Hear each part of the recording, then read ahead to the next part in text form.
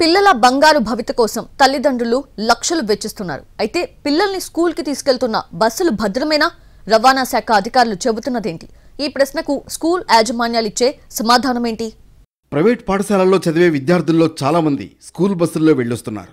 తమ పిల్లల్ని భద్రంగా తీసుకువెళ్లి తీసుకొస్తారన్నది తల్లిదండ్రుల నమ్మకం. కానీ వాస్తవాలు భిన్నంగా ఉంటున్నాయి. చాలా వరకు స్కూల్ బస్సులకు ఫిట్నెస్ ఉండడం లేదు. ఇన్సూరెన్స్ గడువు ముగిసిపోయినా యజమానులు పట్టించుకోవడం లేదు. వేసవి సెలవులు ముగిశాయి. కొత్త విద్యా సంవత్సరం ప్రారంభమవుతోంది. పాఠశాలలు తిరిగి తెరుచుకుంటున్నాయి. స్కూల్ ఫీజుతో పాటు పుస్తకాలు, యూనిఫామ్ అంటూ భారీగా వసూలు చేస్తున్నాయి పాఠశాలల యాజమాన్యాలు. ఇక స్కూల్ బస్సులో పిల్లల్ని పంపుదామంటే దానికి ₹1000 వసూలు చేస్తున్నాయి.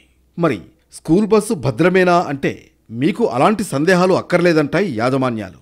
కానీ వాస్తవ పరిస్థితులు భిన్నంగా ఉంటున్నాయి. కొన్ని పాఠశాలలు 2 బస్సులకు పర్మిషన్ తీసుకుని నిబంధనలకు విరుద్ధంగా రెట్టింపు సంఖ్యలో బస్సులు నడుపుతున్నాయి. గతంలో రవాణా శాఖ అధికారుల తనిఖీల్లో ఈ విషయం బయటపడింది. ఈసారి అలా జరగకుండా ఖచ్చితంగా నిబంధనలు పాటించేలా చూస్తామంటున్నారు అధికారులు. కానీ ఆచరణలో మాత్రం అది కనిపించడం లేదనే ఆరోపణలు వినిపిస్తున్నాయి. స్కూళ్లు తెరిచినా ఇంకా సగానికి పైగా స్కూల్ బస్సులకు ఫిట్నెస్ సర్టిఫికెట్లు రెన్యువల్ కాలేదు. కానీ అవన్నీ దర్జాగా రోడ్లపై తిరుగుతున్నాయి. మరి అధికారులు ఏం చేస్తున్నారన్నదే ఇక్కడ ప్రశ్న. ఉమ్మడి కరీంనగర్లో 2057 స్కూల్ బస్సులున్నాయి. అందులో కండిషన్లో ఉన్నవి కేవలం 700 మాత్రమే. మిగతా 1300 బస్సులకు ఫిట్నెస్ పరీక్షలు జరగాల్సి ఉంది. వీటిలో 358 బస్సులు 15 ఏళ్లు దాటినవి. అందువల్ల ఫిట్నెస్ సర్టిఫికేషన్కు ఆస్కారమే లేదు. వాటిని స్క్రాప్ చేయాల్సిందే అంటున్నారు అధికారులు. ఇక కరీంనగర్ జిల్లా విషయానికొస్తే 1100 బస్సులకు గాను కేవలం 350 బస్సులకు మాత్రమే ఫిట్నెస్ పరీక్షలు పూర్తయ్యాయి. మిగతా వాటిలో 291 బస్సులు 15 ఏళ్లు దాటిపోయినవే ఉన్నాయి. అలాగే జగిత్యాల జిల్లాలో 514 బస్సులకు గాను 180 బస్సులకు మాత్రమే ఫిట్నెస్ సర్టిఫికేషన్ ఉంది. మిగతా వాటిలో 44 బస్సులకు 15 సంవత్సరాలు దాటిపోయింది. పెద్దపల్లి జిల్లాలో 274 బస్సులు ఉండగా కేవలం 60 వరకు మాత్రమే ఫిట్నెస్ టెస్ట్ పూర్తయింది. మిగతా వాటిలో 18 బస్సులు 15 సంవత్సరాలు దాటిపోయినవే. రాజన్న సిరిసిల్ల జిల్లాలో 161 బస్సులకు గాను 60 బస్సులకు ఫిట్నెస్ సర్టిఫికేషన్ పూర్తయింది. మిగతా వాటిలో 5 బస్సులు 15 ఏళ్లు పైబడ్డవి. ఇప్పటి వరకు రవాణా శాఖ అధికారులు ఫిట్నెస్ పరీక్షలు చేసిన వాటిలో 2-3 బస్సులు నడిపే చిన్న స్కూళ్లే అధికంగా ఉన్నాయి. పెద్ద స్కూళ్లు తమ బస్సులకు ఎలాంటి ఫిట్నెస్ పరీక్షలు నిర్వహించకుండా దర్జాగా నడుపుతున్నట్లు తెలుస్తోంది. పెద్ద సంఖ్యలో బస్సులు గల బడా విద్యా సంస్థలు రవాణా శాఖ నిబంధనలను తుంగలో తొక్కుతున్నాయి.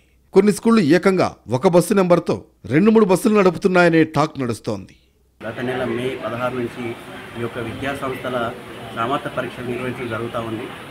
అందులో చర్య భాగంగా మేము ప్రతి ఒక్క బస్సును క్షుణ్ణంగా పరిశీలించి ఆ బస్సు యొక్క టైర్లు కానివ్వండి, బ్రేక్స్ కానివ్వండి, హ్యాండ్ బ్రేక్స్ కానివ్వండి, హెడ్ లైట్స్, ఇండికేటర్స్, తర్వాత first aid boxes and fire extinguishers మొదలైన స్టీరింగ్, బ్రేక్స్ అన్నీ కూడా క్షుణ్ణంగా పరిశీలించిన తర్వాతనే వాటి యొక్క సామర్థ్య పరీక్షలు సర్టిఫికేట్ ఇవ్వడం జరుగుతూ ఉంది.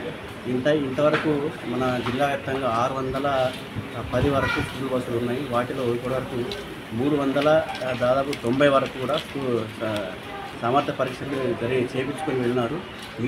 మిగతా స్కూల్ బస్సుల యజమాని కూడా నా యొక్క విజ్ఞప్తి ఏంటంటే అందరూ కూడా సకాలంలో స్పందించి ఈ యొక్క సామర్థ్య పరీక్షలు సర్టిఫికెట్ పొందాలని అందరికీ విజ్ఞప్తి చేస్తున్నాను.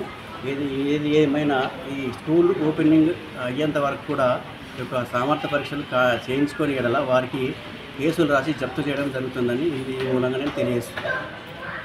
12 తారీఖు నుంచి అయితే స్కూల్స్ పునఃప్రారంభం అవుతున్నాయి కాబట్టి ఈ సర్టిఫికెట్లు లేని ఏ బస్సు అయినా తిరిగితే కనుక రోడ్లపైన వాటిపైన కఠిన చర్యలు తీసుకుంటామని మా యొక్క డీటీసీ గారు హెచ్చరిక చేయడం జరిగింది.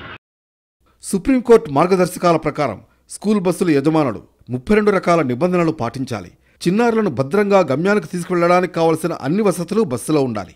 బస్సు కండిషన్లో ఉంటేనే ఫిట్నెస్ రెన్యువల్ చేయాలి. లేదంటే రిపేర్ చేయించుకుని రమ్మని ఆ బస్సును వెనక్కి పంపిస్తారు. టైర్లు, లైట్లు, సీట్లు, రేడియం స్టిక్కర్లు, కలర్, నెంబర్ ప్లేట్ ఇలా ప్రతి ఒక్క అంశాన్ని నిశితంగా పరిశీలించాకే ఫిట్నెస్ సర్టిఫికెట్ జారీ చేస్తారు. డ్రైవర్ల అనుభవాన్ని పరిగణలోకి తీసుకుంటారు. డ్రైవింగ్లో గల నైపుణ్యాన్ని పరీక్షిస్తారు. బస్సులో అటెండర్ ఖచ్చితంగా ఉండాలి. సీటింగ్ కెపాసిటీకి మించి పిల్లల్ని బస్సులో ఎక్కించకూడదు. పిల్లల భద్రత కోసం నిబంధనలు పక్కాగా ఉన్నాయి. కానీ ఇవన్నీ స్కూల్ యాజమాన్యాలు పట్టించుకుంటున్నాయా అంటే లేదని అంటున్నారు పిల్లల తల్లిదండ్రులు. కాలం చెల్లిన బస్సులు నడుపుతున్న కొన్ని స్కూళ్ల యాజమాన్యాలు బ్రోకర్ల సాయంతో ఫిట్నెస్ సర్టిఫికెట్లు పొందుతున్నాయనే ఆరోపణలు ఉన్నాయి. తగిన అనుభవం లేని వాళ్లతో బస్సులు తిప్పుతున్నారని కొందరు తల్లిదండ్రులు ఆవేదన వ్యక్తం చేస్తున్నారు. ఇలాంటి పరిస్థితుల్లో స్కూల్ బస్సులకు ఫిట్నెస్ పరీక్షల కోసం వారం రోజుల గడువిచ్చారు రవాణా శాఖ అధికారులు. ఆ తర్వాత ఫిట్నెస్ సర్టిఫికెట్ లేకుండా రోడ్డెక్కితే సీజ్ చేస్తామంటున్నారు.